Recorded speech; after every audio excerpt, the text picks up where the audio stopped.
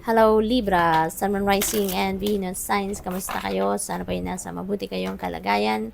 Welcome back po sa Star Tarot. Kung bago kayo rito, welcome din kayo. Thank you sa inyong support. I truly appreciate it. God bless you all, Libra. Pauna mensahe po ninyo, Ace of Wands. Ayan. So, meron ditong new beginning energy. Okay? So, meron kayong sisimulang bago sa buhay ninyo at maaring ito ay related sa isang opportunity. Okay? This is an opportunity na maaring mag-highlight doon sa inyong mga talents, skills, or gifts.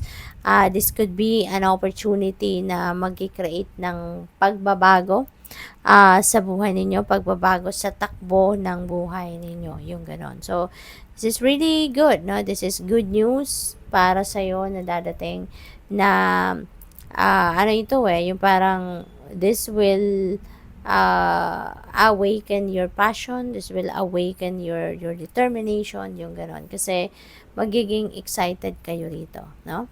So, what else?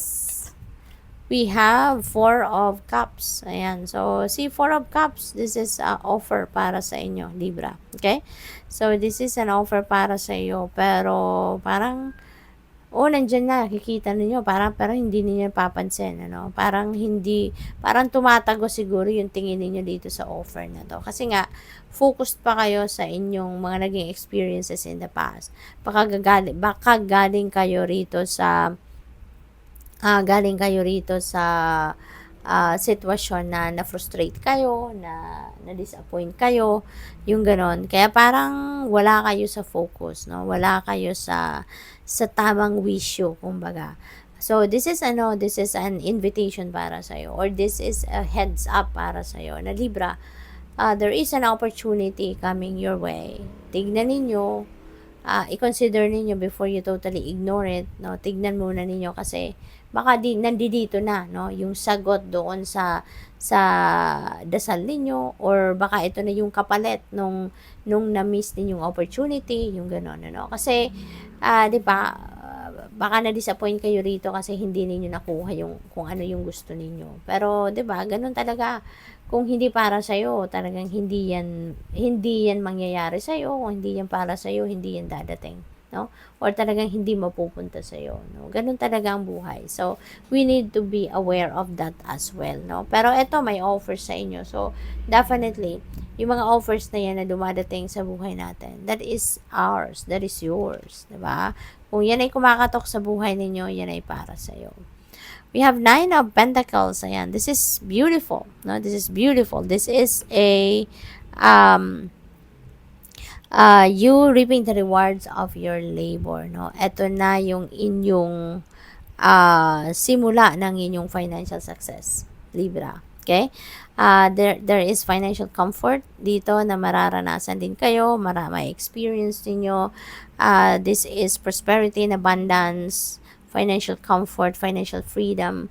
At finally, no, kumbaga magkakaroon na kayo ng pagkakataon dito na meron na kayong pang-establish ng inyong financial future, ng inyong financial security and stability for the long term, yung ganon. So, enjoy ninyo yan.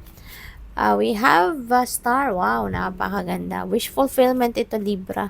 Maaring merong wishes kayo na mag-come to fruition sa ngayon. Okay? Kung ano man yung pinaka-wish ninyo siguro, pinaka-top priority ninyo, no, sa mga wishes ninyo, maaring ito yung ibigay sa inyo ng universe ngayon. Baka ito yung dadating sa inyo sa ngayon.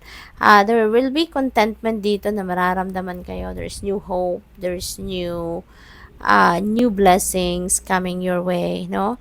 There is healing as well, renewal din sa sitwasyon ninyo. Kaya napakaganda nito.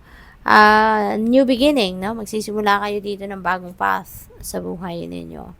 What else? We have Four of Wands. May selebrasyon na magaganap dito, Libra. Maaring kayo ay kakasal, or baka kayo ay mai-engage. Kung hindi man, baka meron kayong dadaluhan mga ganong okasyon. Baka kayo ay maiimbitahan, no? At there is happiness and joy dito that's going to surround you. At saka maaaring may travel dito kayo, Libra, no? Maaaring kayo ay magta-travel to take a vacation, or baka kayo ay magta-travel pauwi sa mga magulang ninyo. Baka merong reunion doon, merong pagtitipon ng inyong pamilya. Maaari din na meron ditong tranquility and peace, no?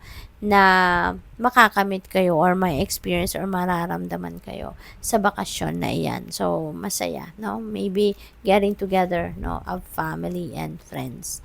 So, we have High Priestess. Ayan. So, dito sa High Priestess, this is intuition, no? This is about intuition at may mga guidance dito na pinapadala sa inyo ang Divine Universe, at ito yung gagabay sa inyo sa inyong mga sitwasyon on how you're going to navigate your circumstances at this time. Kaya gamitin niyo po yan, no? Yung mga intuitive messages na yan, that's going to give you enlightenment, clear direction, no? So, sundin niyo yan. So, what else? We have Two of Pentacles. Ayan, busy, no? Si Libra. Maybe yung multitasking is your talent, no? Marami kayong ginagawa. You are juggling many things all at the same time. At maaaring kailangan ninyo ngayon ng time management, baka kailangan na ninyong i-apply ang time management sa inyong sitwasyon, Libra. Alright?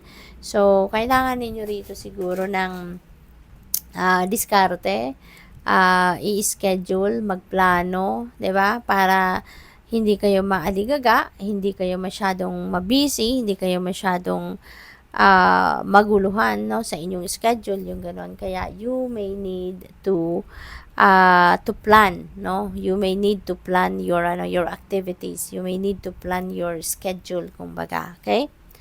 What else? We have Seven of Pentacles in reverse. Ayan. So, maaaring may mga delay dito, no? Baka meron kayong mga inaasikasong papeles, meron kayong mga inaasikasong may mga transactions kayo, so there may be delays sa ngayon.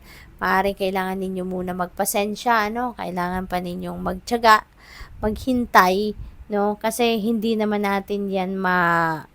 natin mamamadali, 'di ba?